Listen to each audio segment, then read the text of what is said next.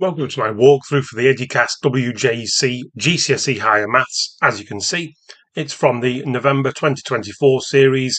They call it Component 2, which to most people means Paper 2, but most importantly, it now means you're allowed a calculator.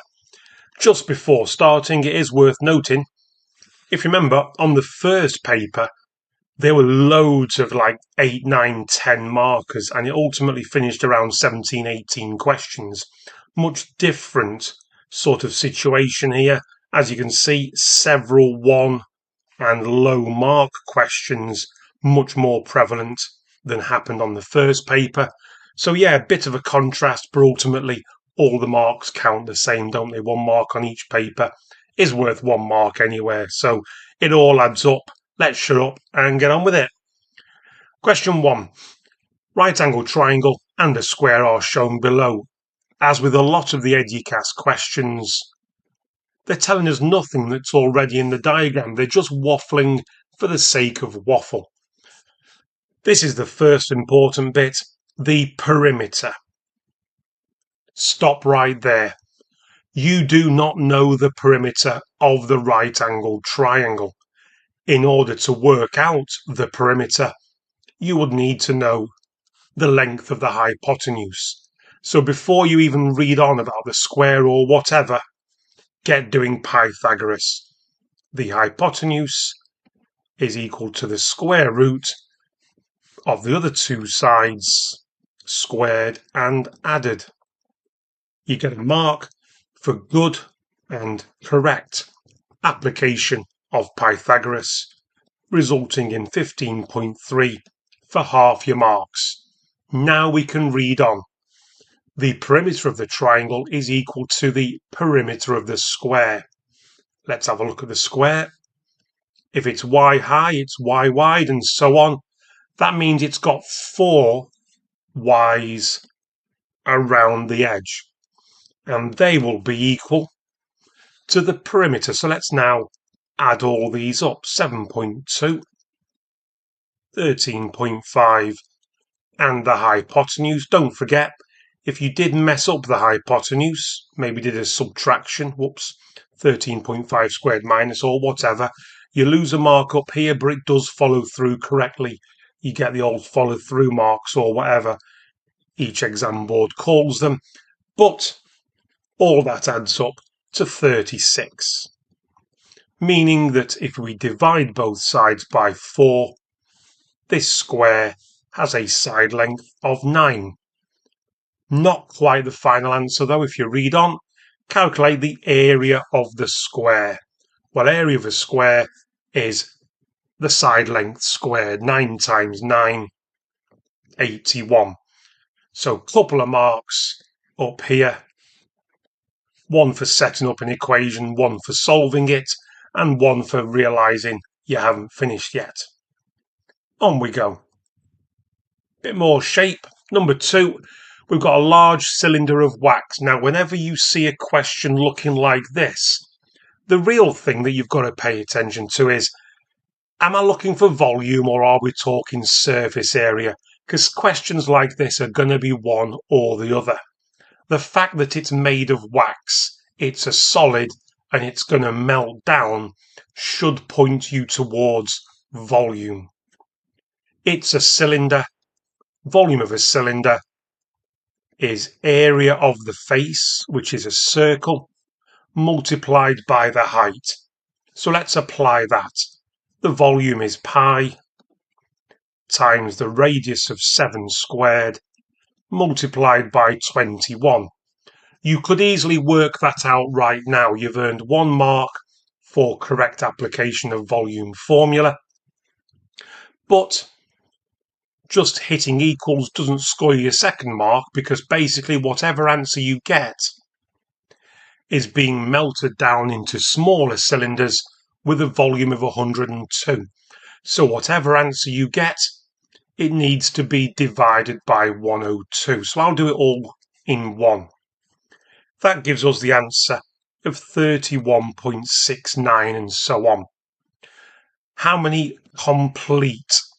So this is one of those situations where, be careful, 31.6. You can't just magic some wax out of nowhere and go up to 32 cylinders. This is one of those contexts, all right, where you would lose that mark. It should be rounded down.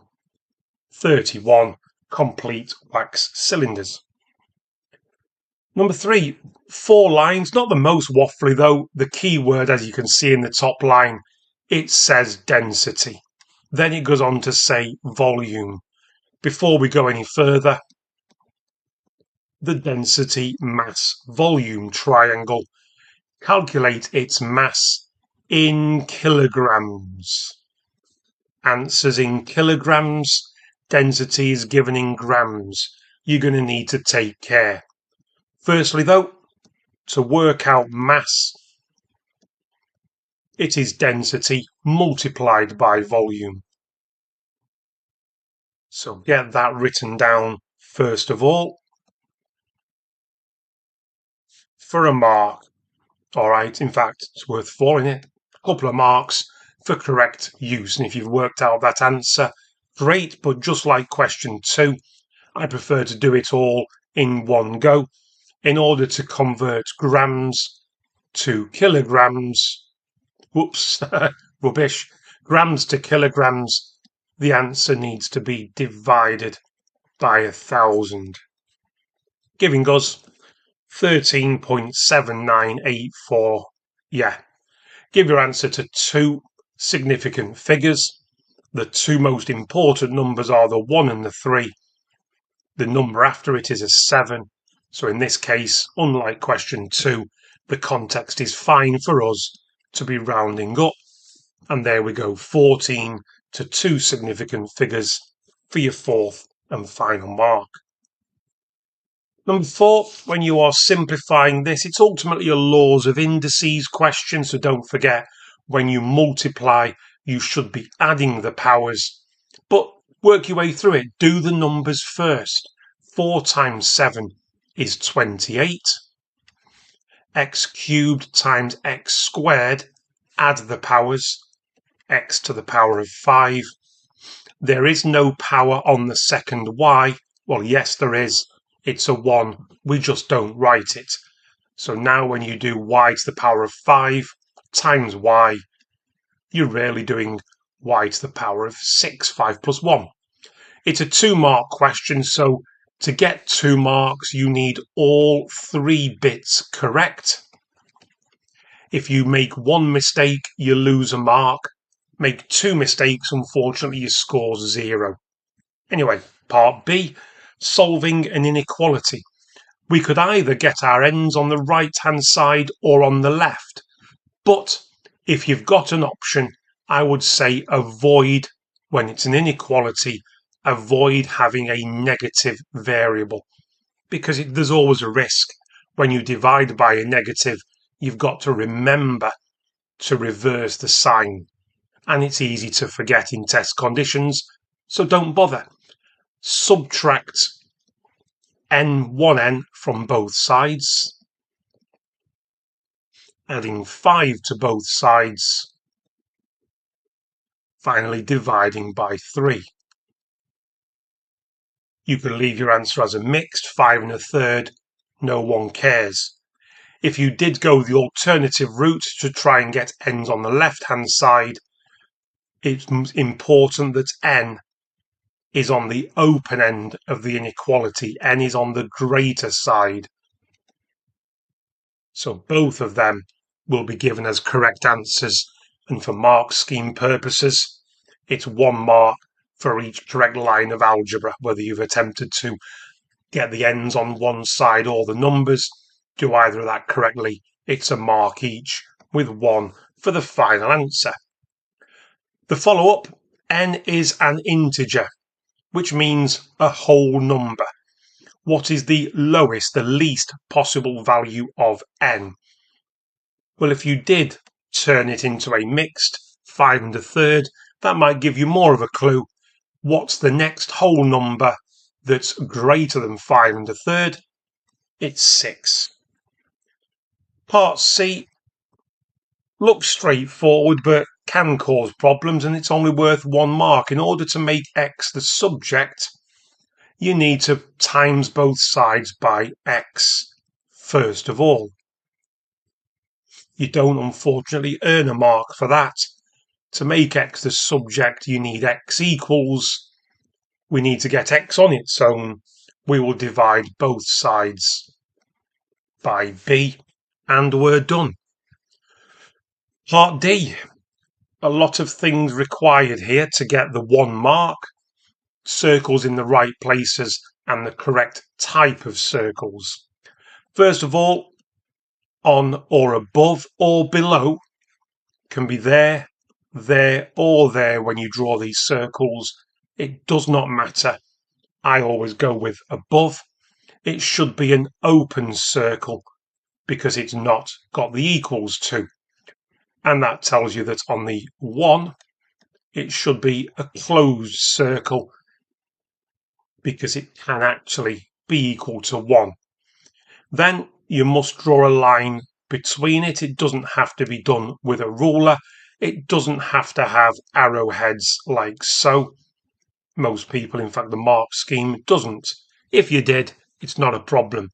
But the correct types of circles above the correct numbers, again, if you've drawn it on or below, you do score the mark. Onwards. Number 5, it's telling you what a micrometer is. Which of the answers below represents 2.4 micrometers in meters? Okay, well, let's first of all, we know what 1 micrometer looks like.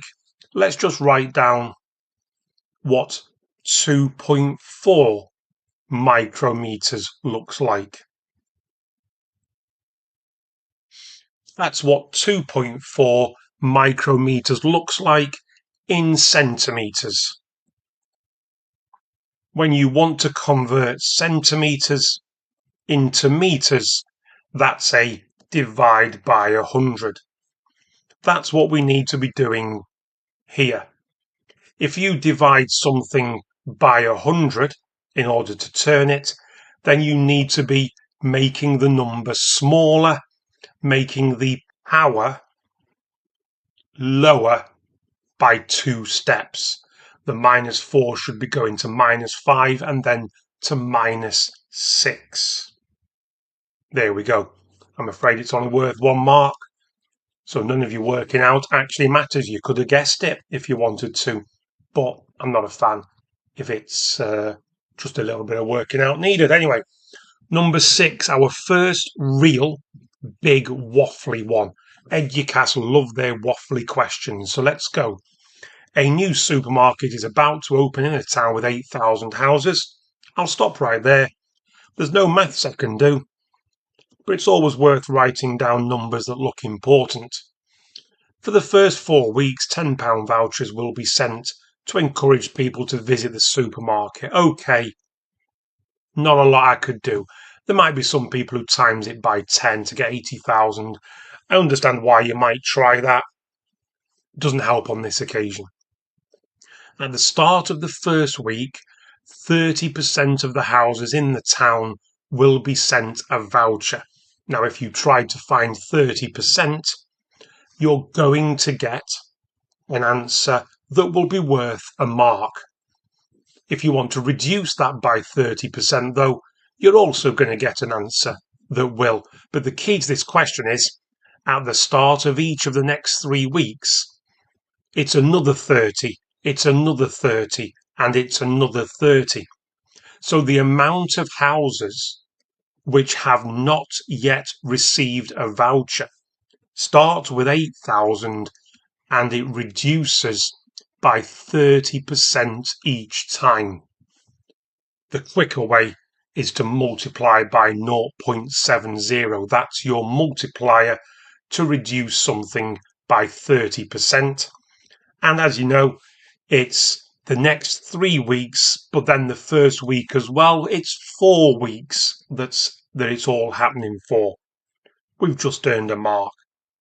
That will give you that at the end of the 4 weeks, 1,920.8 houses which really means 1921, have not received a voucher. So let's work out how many have. The 8,000 that didn't at the start, the 1,921 that didn't at the end, and that's where John has got the 6,079 from. Now, if you'll be thinking, yeah, but there's no guarantee that people have actually gone to that supermarket and so on. Well, as you can see, folks, that sort of thinking is going to help you out on part B, because it says show that John could be correct, and he could, if indeed every house that got a voucher used it.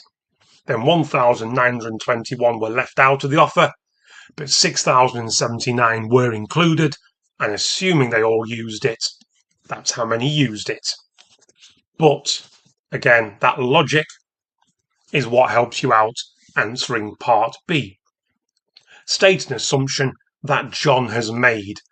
Any words to the effect that every home given a voucher used it. Use your own words. As always with these one markers, don't feel like you've got to write 3 lines. Keep it short and sweet. My best phrase for me is the one I've put on my work solutions. Every home given a voucher used it. That'll get you the mark. If John's assumption is not correct, I mean, it's not going to be, is it? Someone's going to lose a voucher or can't actually be bothered to go. Prefer to stick with what they know and they use, or what, however you want to reason it, doesn't matter. If John's assumption was not correct, what effect would it have? Well, it certainly can't go up, so the number would be smaller.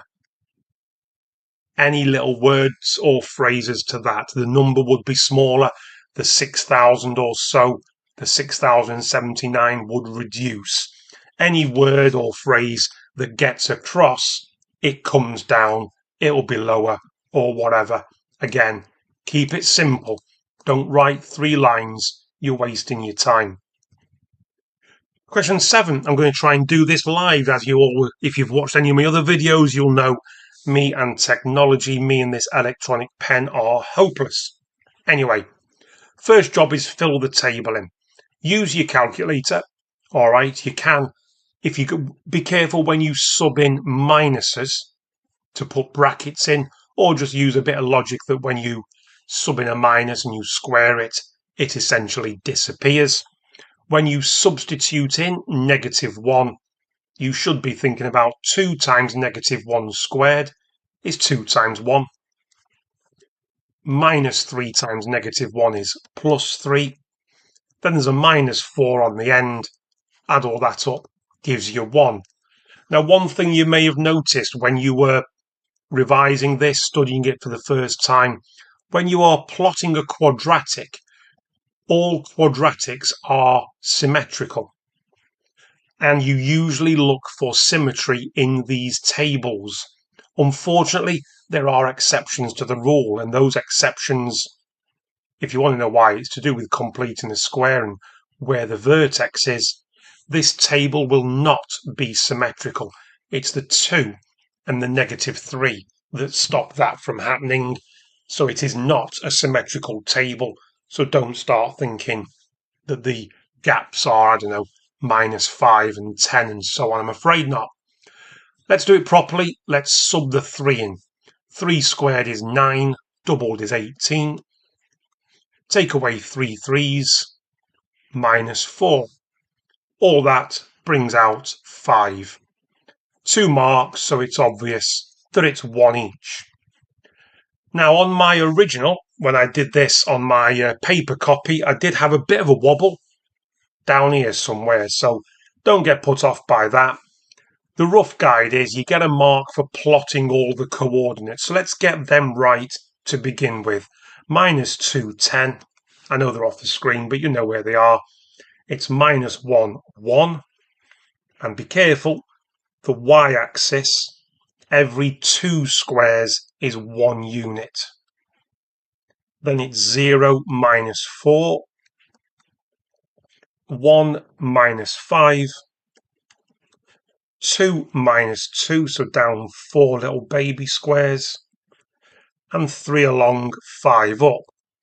Good news is you've earned a mark. Bad news is it's always harder to get the second mark. You cannot use a ruler. That will not get the second mark. It must be freehand. It must be as smooth as you can make it. The mark scheme does say allow a small bit of feathering. You are usually allowed to be within half a square of tolerance. So if you miss it by half a square, don't panic. I'm about to be absolutely useless at this, so here's the rough guide. If mine's better than yours, you don't deserve the mark. Yours must be better than mine to get this mark. Here we go. Deep breath. Guaranteed, I'd say, to be pants. Yeah, missed it by more. I'll have one more go. Sorry for wasting your time. If this is worse, I'm just going to ignore it and move on.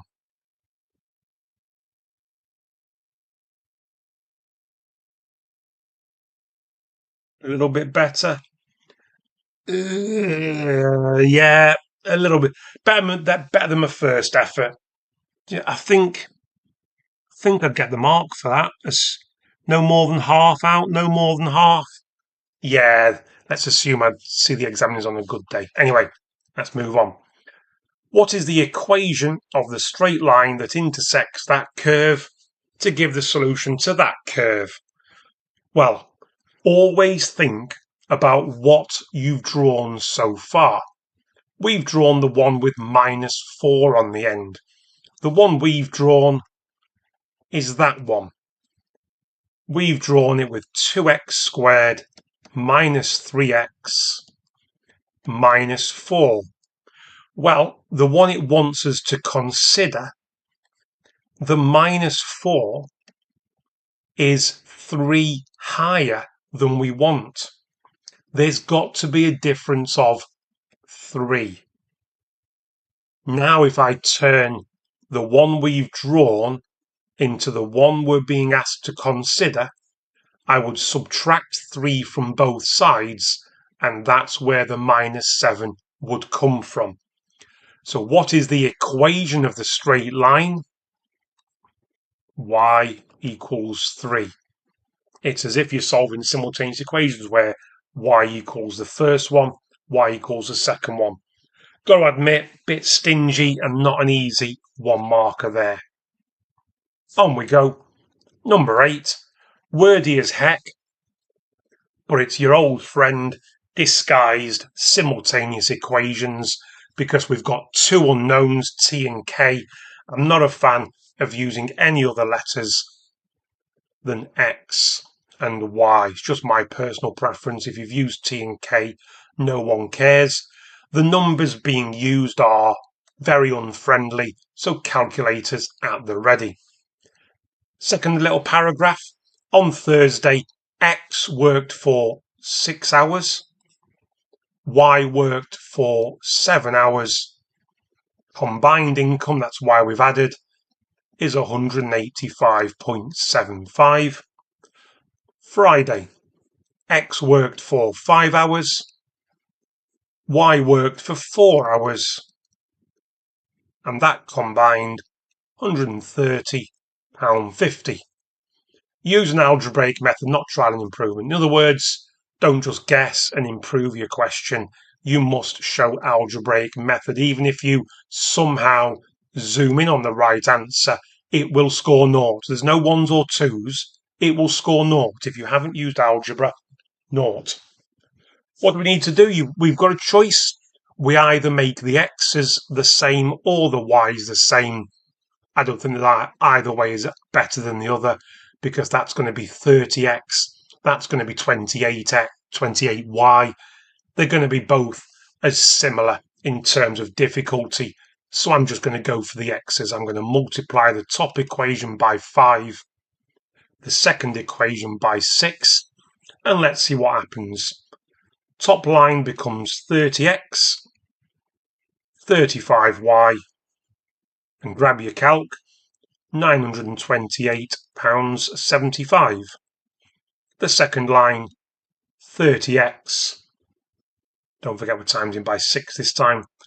24y, and a nice round 783 dead. Then big old equals sign. Because we've made the x's the same, we're looking at the signs that are in front. They're both positive, same sign, subtract. The x's disappear. 35y minus 24y is 11y. Grab your calcs on the numbers.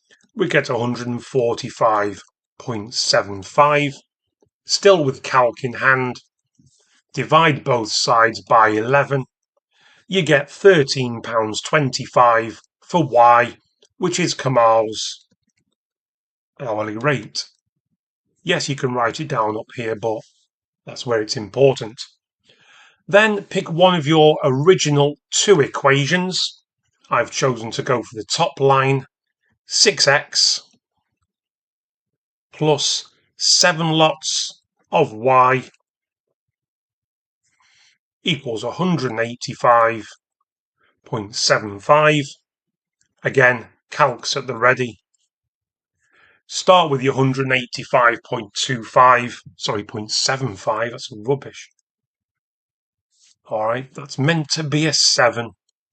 Start with your 185.75 and take away 7 lots of 13.25. You should end up with 93. Dividing both sides by 6 gives us the value of x, which is Tiana's £15.50. And there we go. Where do the 5 marks come from?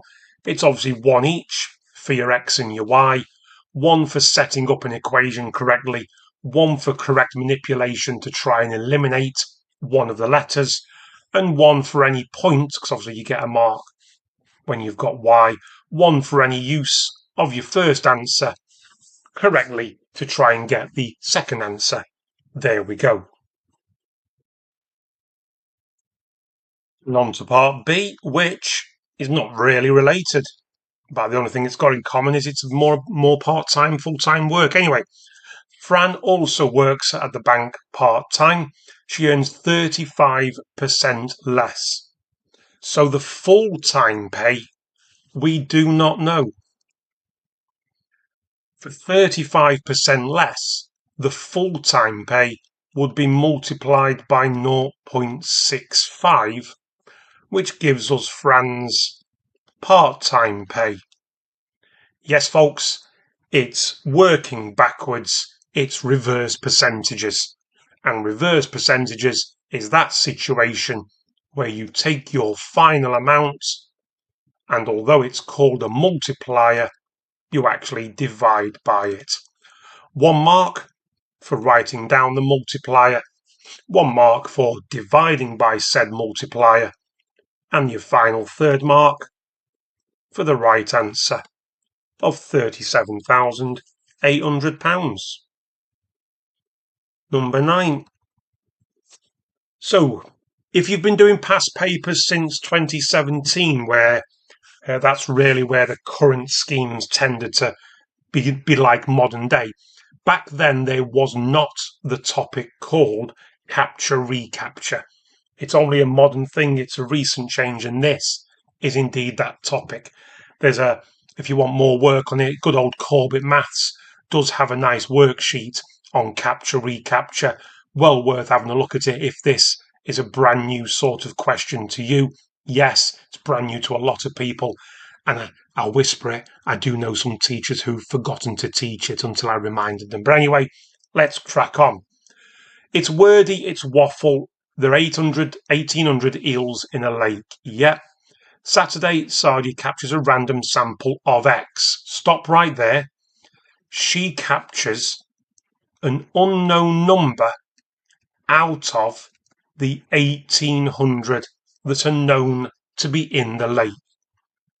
We don't know how many she captured. But she then tags them and releases them back into the lake. On Sunday, she captures a random sample of 150 and 7 are tagged. 7 out of 150. So it's really just a proportion question. The idea being, and obviously one of the assumptions, by the way, is that, I'm not sure how easy it is to tag an eel. I think we know they're quite slippery. One of the follow-up questions that you sometimes get asked is, the assumption is that none of the tags have fallen off. But anyway, this doesn't ask that. The idea being that these two are in the same proportion. You can find x with a simple bit of solving. Take your 7 over 150, times both sides by 1800, and that's her Saturday sample of 84 eels. 2 marks for setup, lose a mark for each little bit of, if you've got one number in the incorrect space, but 1 mark, total of 3. For your final answer, I'll repeat, it's called capture recapture. It's a nice little topic. Go and have a look at Corbett's video and worksheet. It's very good. Number 10, enlarge this shape. Now, obviously, I'm going to try and do this live. It's not going to be great, but here we go. First off, the centre to be used is 4, 2. Get a little notch across on the coordinate 4, 2. Now, scale factor of 1/3. Don't forget, even though it's called enlargements, it is possible for shapes to get smaller, and that's one of these. If you want to multiply something by 1/3, divide all movements by 3. So, for example, this vertex here is 3 above the centre. Divide that by 3, it should be 1 above. 3 to the left is now 1 to the left. 3 to the right, 1 to the right. Yeah, we're going to get a little fiddly shape. So what makes it easier to draw?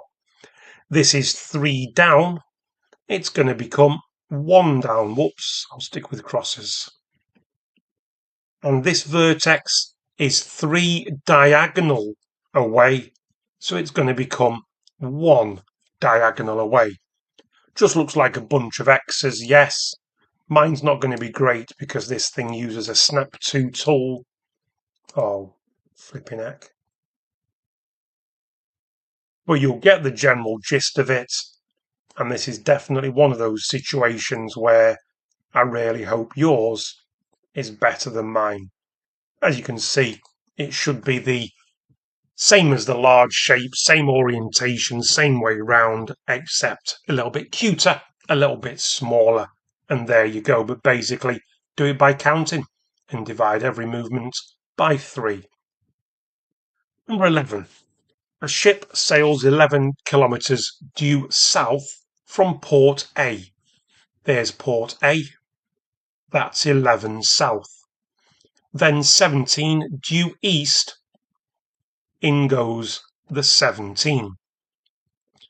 Calculate the bearing. Now, when you do bearings, students don't like bearings. I know you don't. Calculate the bearing of. Now, the most important word in bearings is from.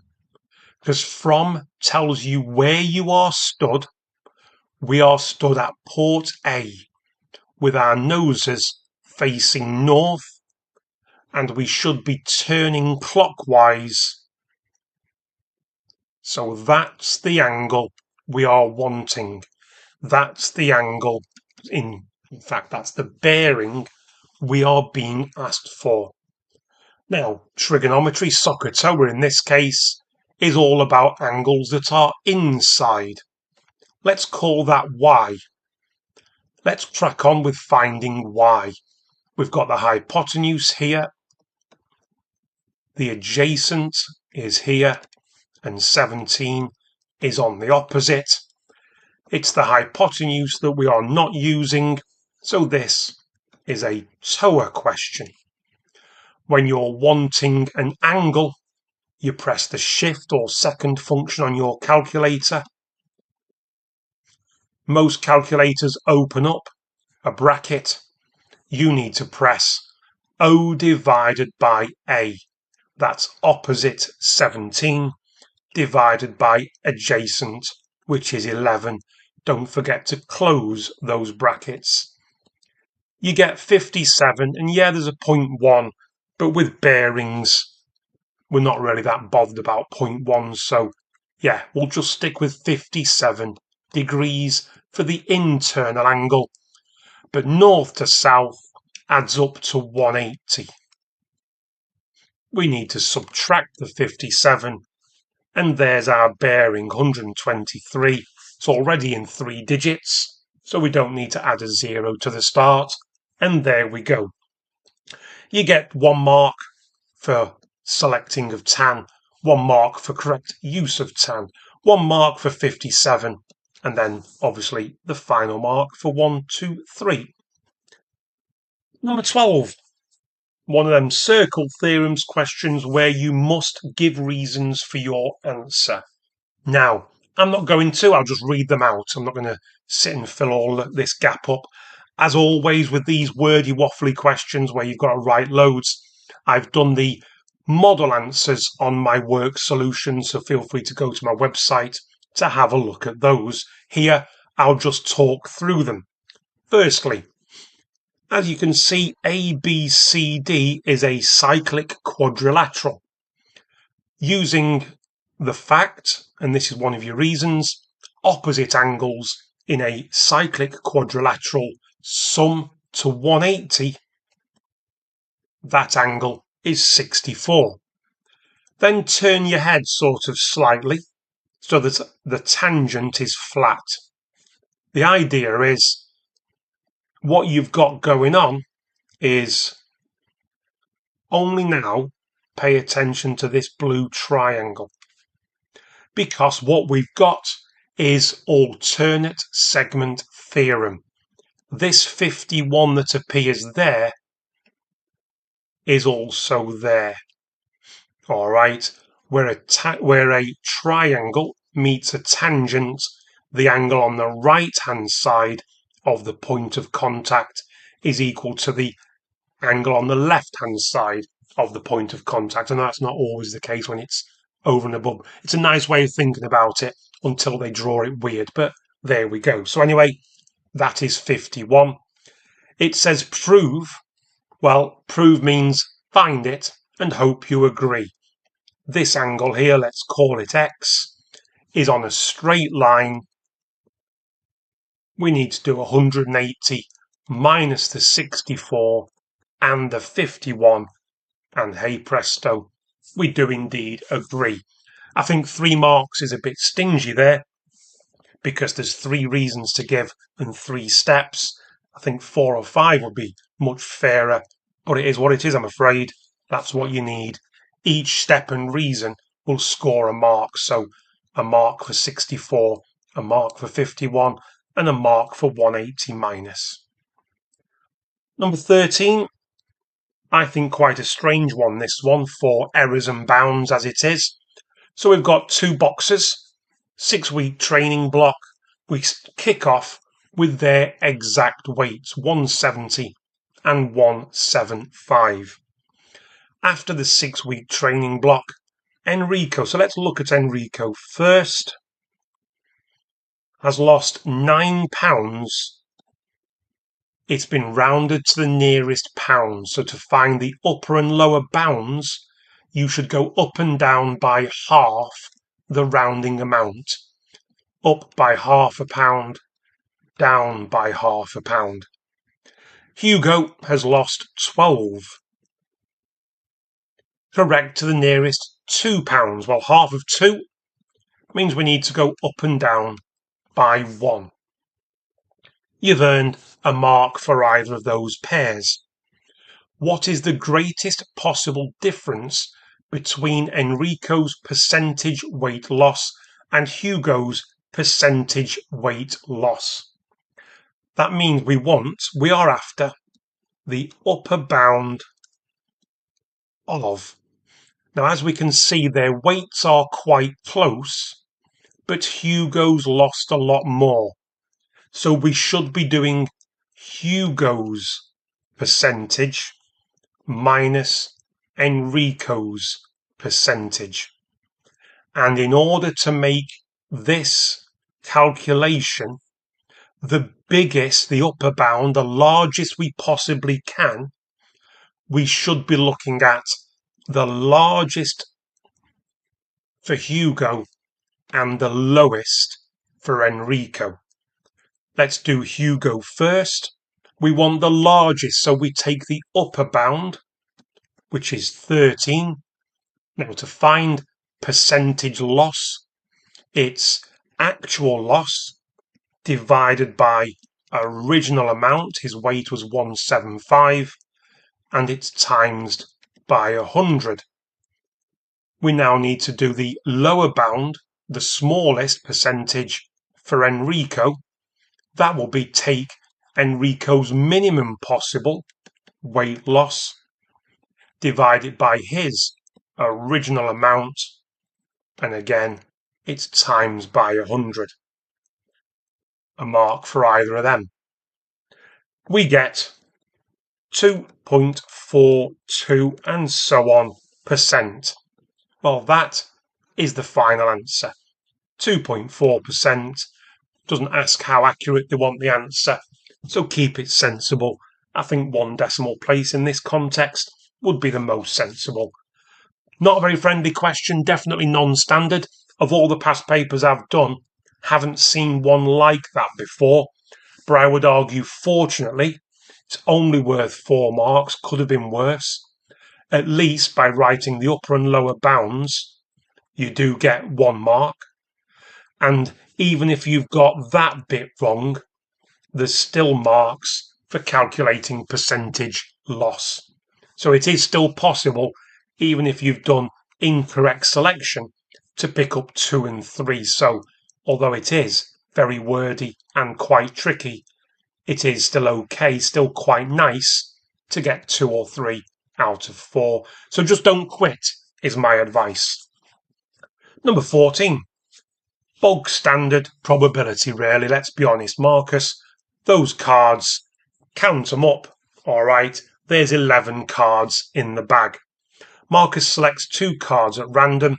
The letters are recorded and then replaced. He repeats the process 275 times. How many times would you expect that they are 2 cards with the letter A? Sorry, yeah, both basically both A. In the word on the cards, there are only 2 out of the 11. Now let's assume you've picked an A out. The next A would be 1 out of 10. 1 mark for method. And if you've written 1 over 55, that's fine. But I'm going to just straight away multiply that by 275, because that's all you do.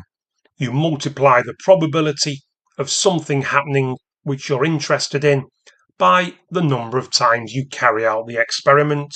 You get a mark for that, and you end up with the answer of 5, 1 mark for each step. Number 15. One of those questions where you think you know what you're on about, it just looks like speed, distance, time, doesn't it? But then they start putting in letters.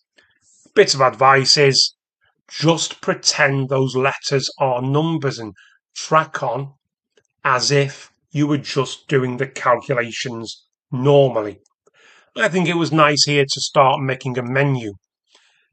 Kira took part in a race. She ran at an average speed is 1.8x plus 7 per hour for a distance of 5x plus 0.5 kilometers, and it took her 1 hour 15 minutes.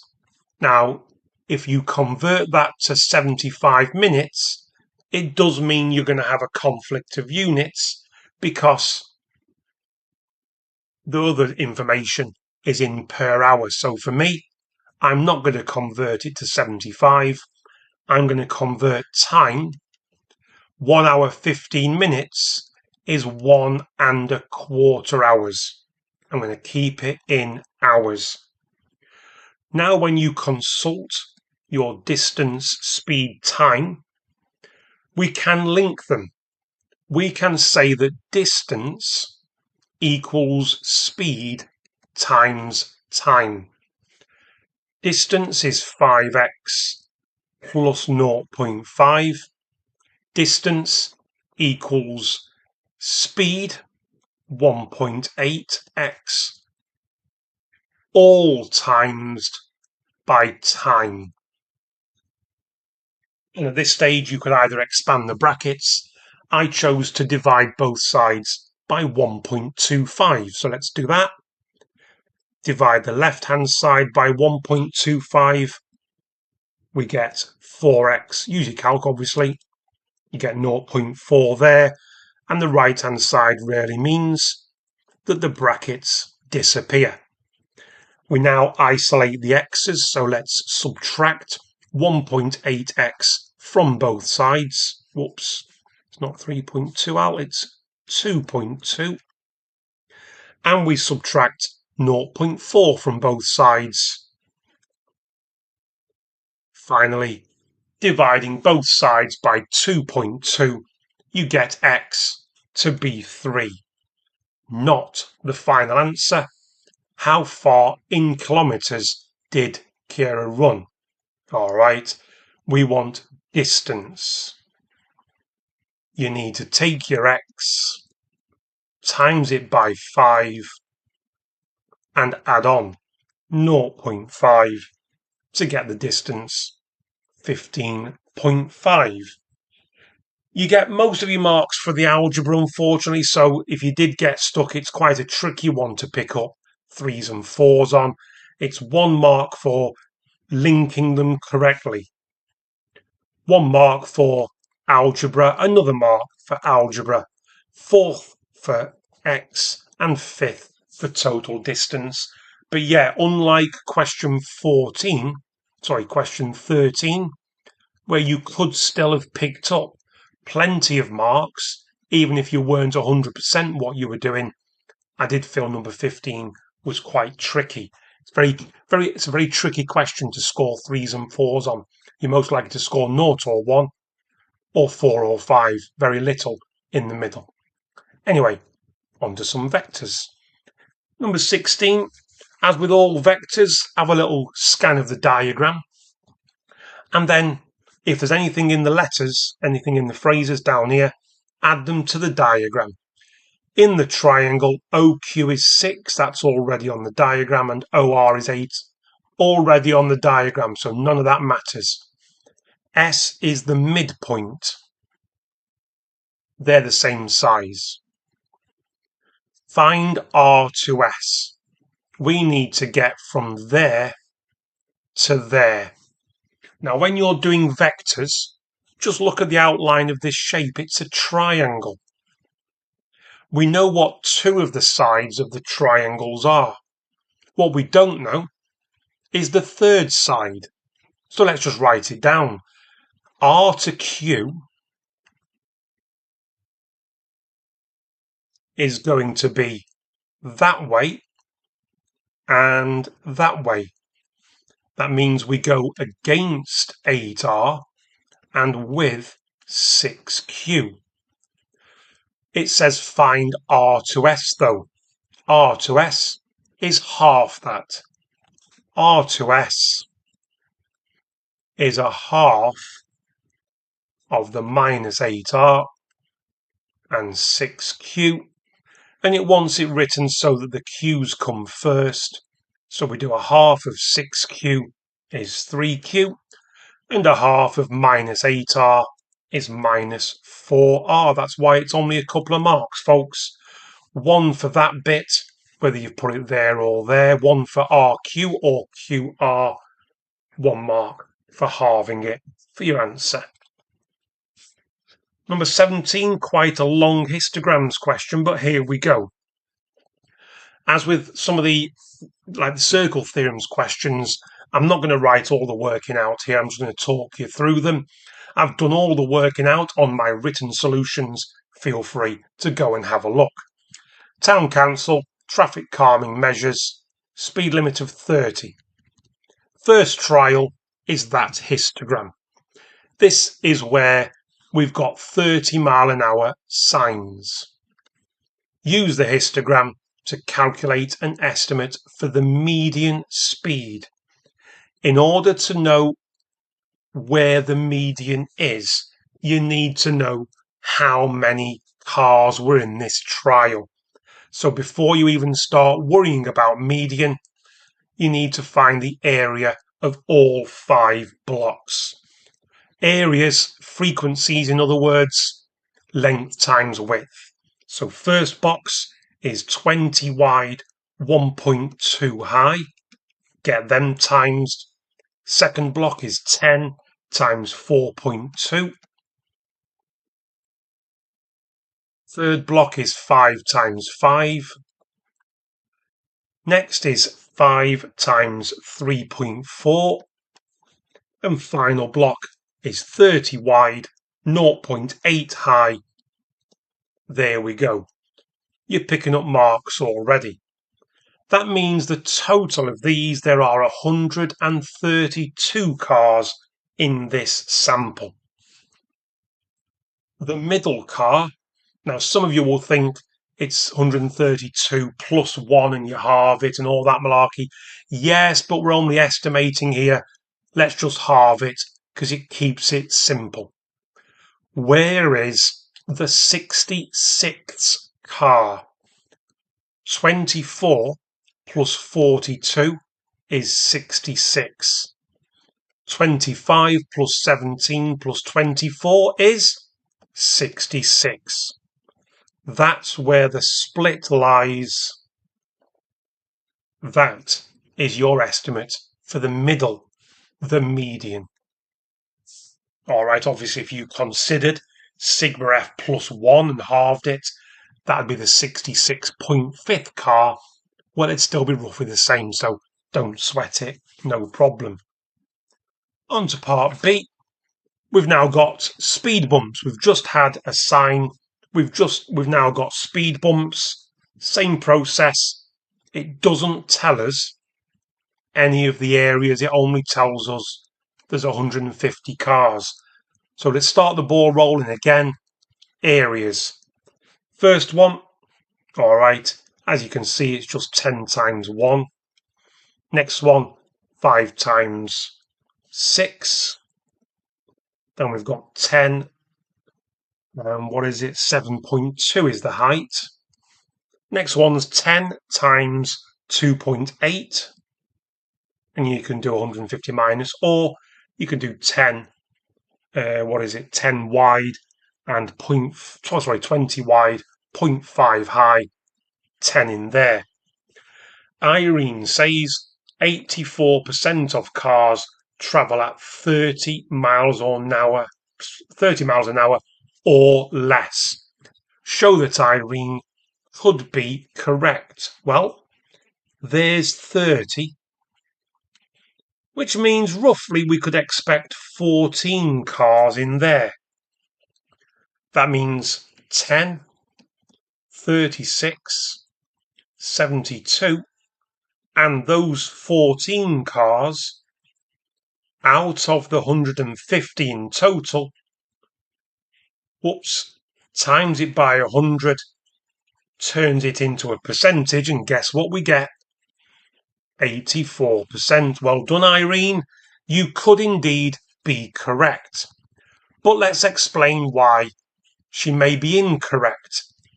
Any words or phrases to the effect that if you zoom in on this bar, any reference to the fact that the 28 cars in this bar could all be, 31 miles per hour, 32 miles per hour. They could all be above 30. We just don't know. So I put more than half of the fourth bar could be over 14. Sorry, could be over 30. I meant not 14. Any words to that effect. Or you could just go with the stock answer of there's no way of telling if it's evenly distributed or not. So Irene could indeed be incorrect, as well as, in part I, being correct. Use the information to decide which traffic calming measure is most effective.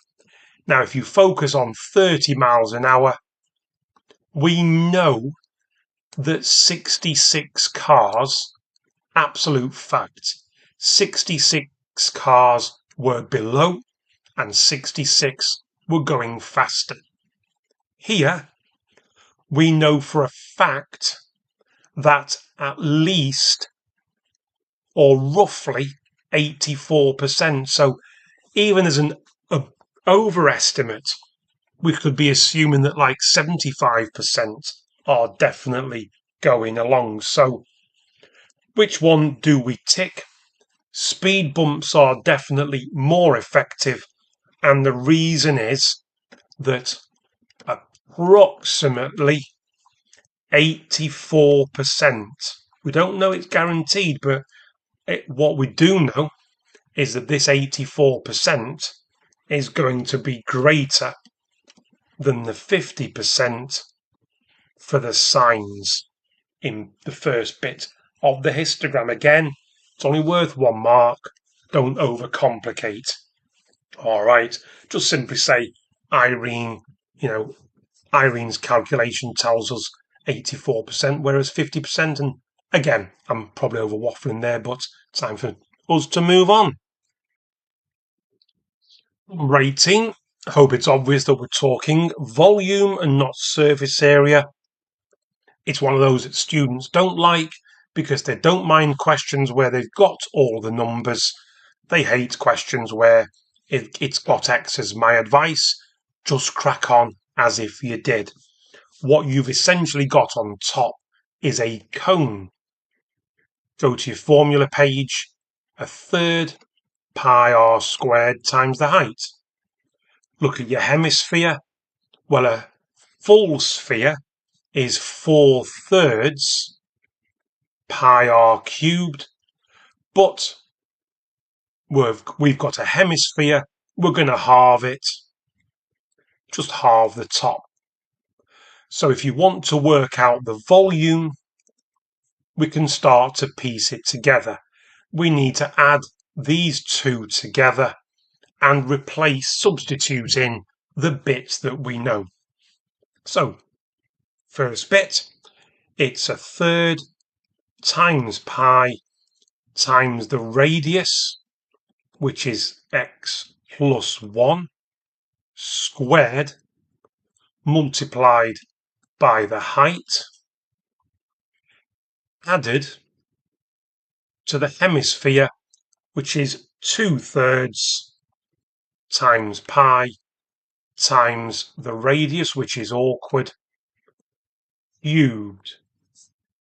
And that is equal to 24 pi. You've already earned a mark just for applying formulas correctly. But let's make life a little bit easier. Everything has a pi in it. Let's divide by pi. Get rid of it. Now let's start the process of expanding, removing some brackets. Let's do this first. We've got 5. All right. I hate that third. I hate that third. I'm going to get rid of the thirds. Don't like expanding brackets with fractions in front. Let's multiply through by 3. We end up with 72 on the right-hand side. So here we have a 5. Expanding these brackets, square the first, square the last. Then we'll have 1x and 1x to give 2x. On the next bit, we've got the 2 on the numerator. Not easy to expand a cubic, so let's not do it all in one. Let's leave an x plus 1 alone, and let's just focus on x plus 1 all squared, which again from here is x squared plus 2x plus 1. Next line, I'm going to expand this bracket, 5x squared plus 10x plus 6. And now I'm going to expand this bracket times that bracket and then double it as I go along. Let's do loops. X times x squared doubled. X times 2x doubled. x times 1, doubled. More, 1 times x squared, doubled. 1 times 2x, yep, doubled. And 1 times 1, doubled. Just squeezes in the 72. Now we need to collect like terms. What we've got, let's do the cubes first. We've got 2x cubed. That's the only cube term. Then we've got 5x squared, 9x squared, 11x squared. It's looking like it's all coming together.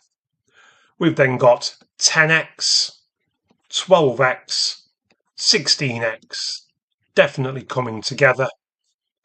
We've then got to subtract 6 and 2 from both sides, subtracting 8 from both sides. Whoops. Sorry, folks, that wasn't a 6. Thank you for screaming at me, someone.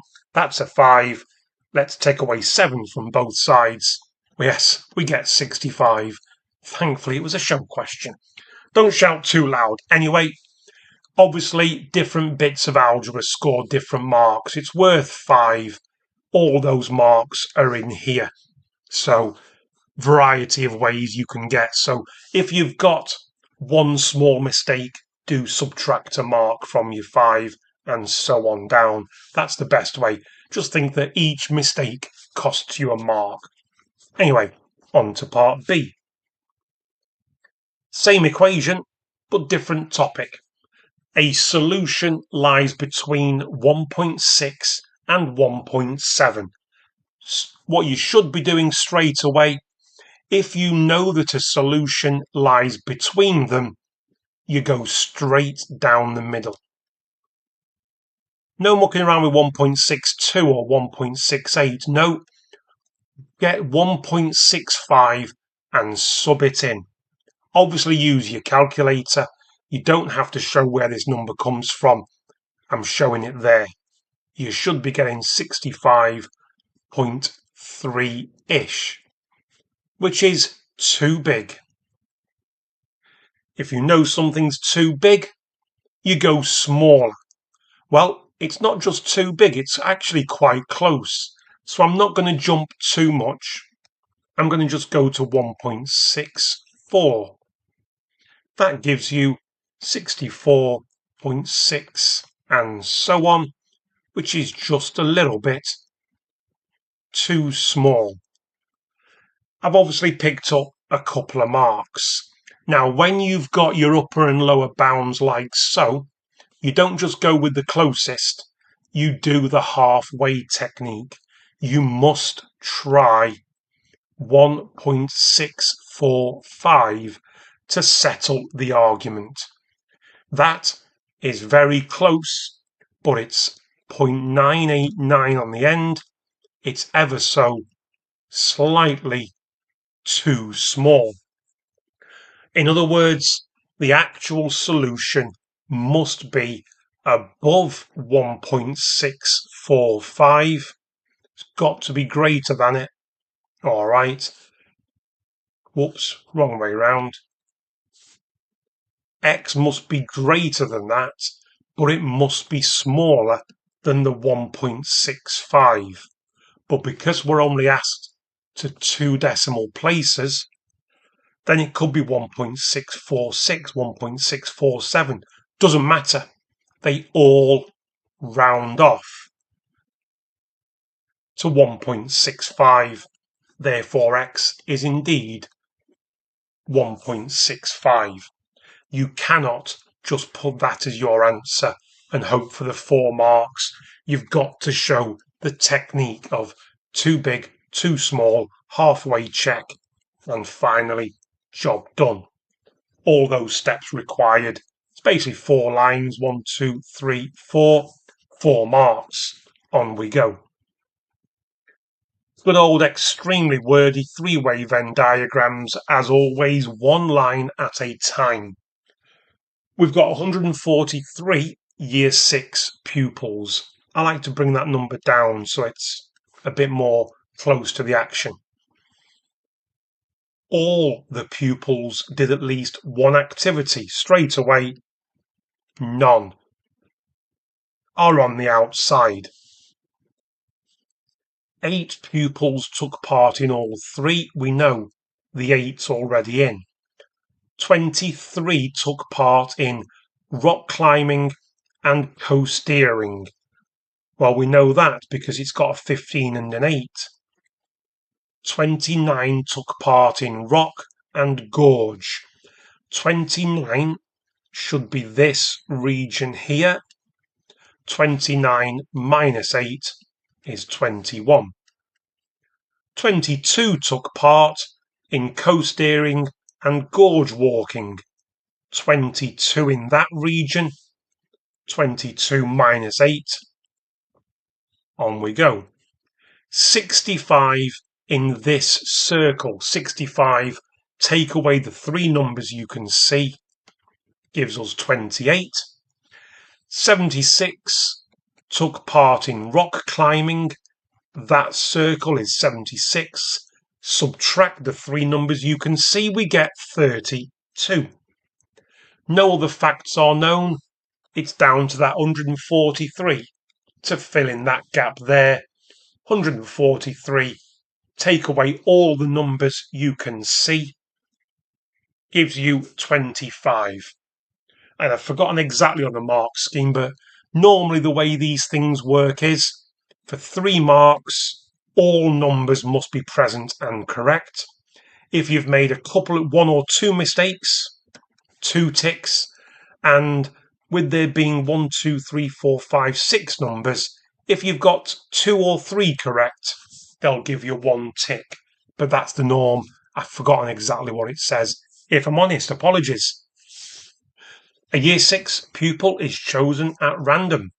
Find the probability that this pupil takes part in gorge walking and coasteering only.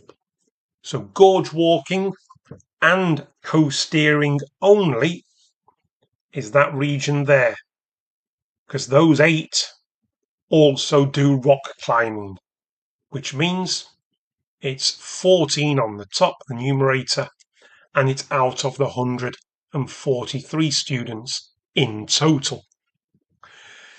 Given that a randomly chosen pupil took part in gorge walking, in other words, when they say given that, you assume that's what's happened. We are only interested in the pupils in that circle, which accounts for 68 of them. Find the probability they did rock climbing. Rock climbing would be the 21 and the 8. We are getting 29, a mark each for numerator and denominator. Question 20, a non-standard 1 marker. Do your numbers first. You've got 2 on top, a 1 on the bottom, 2 divided by 1. That's pretty easy. Notice the y minus 7 and the y minus 7, they are the same. All you do when you divide something by the same thing is it's a divide. You subtract the powers. 5 minus negative 3 is positive 8. And you need everything for your 1 mark. Number 21. Circle below, split into sectors, and yeah, it's 9 marks, but it doesn't need as much writing as you may think.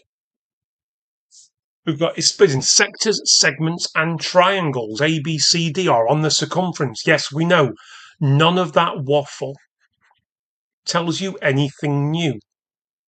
It says A and C are diameters. We know that because it goes through the centre. Anyway, the area of sector A, O, B is 12 centimetres squared. Stop right there. How do we find the area of a sector? The area of a sector 12 is equal to the area of the whole circle multiplied by the fraction of the circle, which is 55/360ths. We can find the radius. We need to take the 12. We need to divide by the pi, multiply by the 360, and divide by the 55, and then square root the whole answer. And believe it or not, you get 5.00 or so. Call it 5. You've earned 3 of the marks so far. Find the perimeter of the shaded segment. We want the length of this arc, AD, and we want the length of this line, AD. Fortunately, we know this angle. That angle is 125 because it makes a straight line. With the 55, we also know now that the radius is 5. We can now crack on. The perimeter, the arc length, is going to be given by 2 pi r. So 2 pi times 5 times by the fraction of the circle we're dealing with, which is 125/360ths. We can work that out later.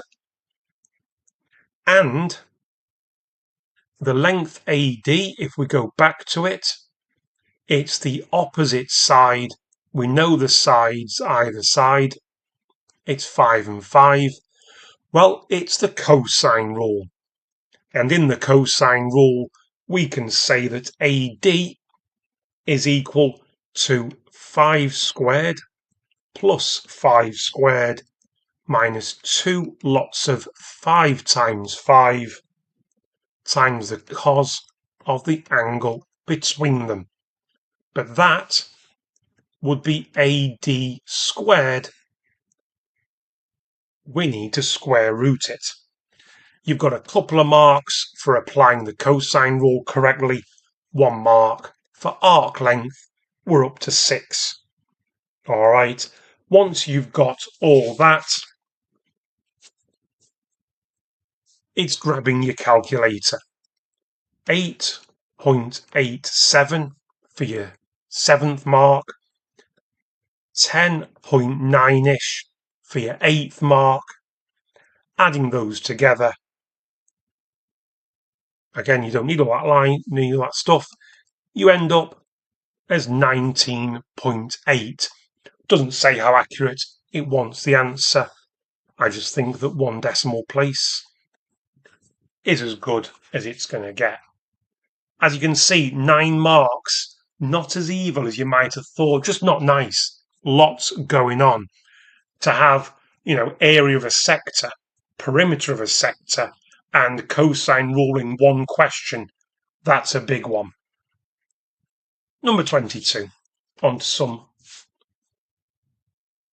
where they're worth a little fewer marks. So, solve that equation.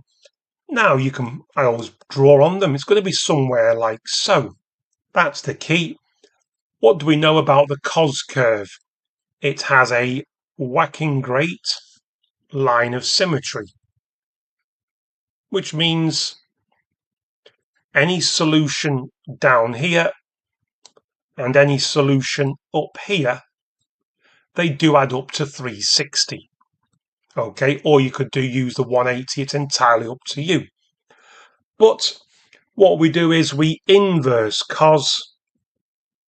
So grab your calcs. When you inverse cos, you get 136.97. Might as well call it 137. But there's another solution.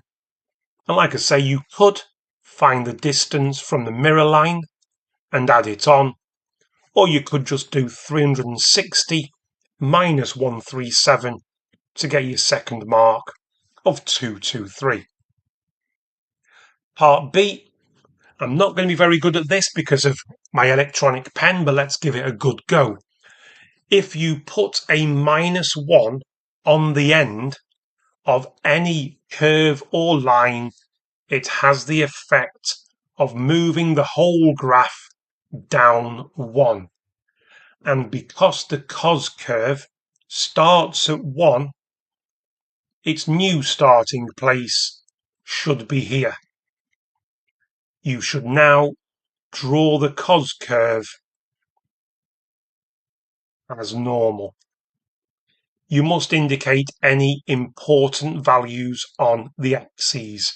1 mark for getting it in the right place, doing the right things, but you need to know that it should complete 1 full cycle at 360, and because it starts at 0, it dips down to -2.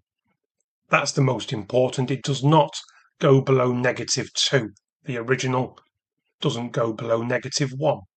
If you've also added -1 on, that's fine, but no one cares. Number 23, B and R use 6-digit codes. Bert's code must meet the following conditions. So, we've got 4-digit codes, 6-digit codes. We're looking at Bert. First digit must be a multiple of 4. There's 2 options. Second and third digits are both prime numbers. 3, 5, and 7 are the primes. That means there are 3 choices there, but assuming 1 has been picked, only 2 choices there. That means 3 numbers are accounted for. There are no conditions for the remaining digits. Well, 3 have been used, leaving us with 3 to pick from, 2 to pick from, and 1 to pick from. They give us 72 possibilities for that. Rayan does not have any conditions. Their code, therefore, is simply 6 factorial. 6 times 5 times 4 times 3 times 2 times 1. Whoops, a mark and a mark. You then need to subtract because it says how many more code combinations. We subtract our 72, we get 648. As you can see, I've only got 3 ticks for a 4 marker because there are lots of ways of earning a mark when it comes to meeting those first couple of conditions. So as long as you've attempted or tried to use them correctly, you've got your 4 out of 4. Number 24, people hate these double ones. I'm not that bothered. I think they're all right, actually. So I like to cut the page in half. Top line, y is inversely proportional to w cubed. Second line, w is directly proportional to the square root of x. Third line, y is 1/9 when x is 4.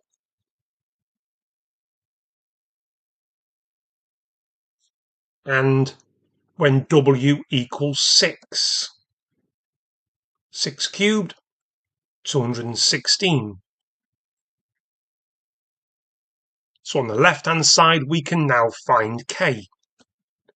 Timesing both sides by 216, we get 24. Here we can find c, dividing both sides by 2. There we go. We've got one equation, 24 over w cubed, and w equals 3 times the root of x. You're obviously picking up 1 mark for set up and solve. Set up and solve. On we go. Find a formula for y in terms of x. It doesn't want the w involved. Let's sub it in. Y must equal 24 over this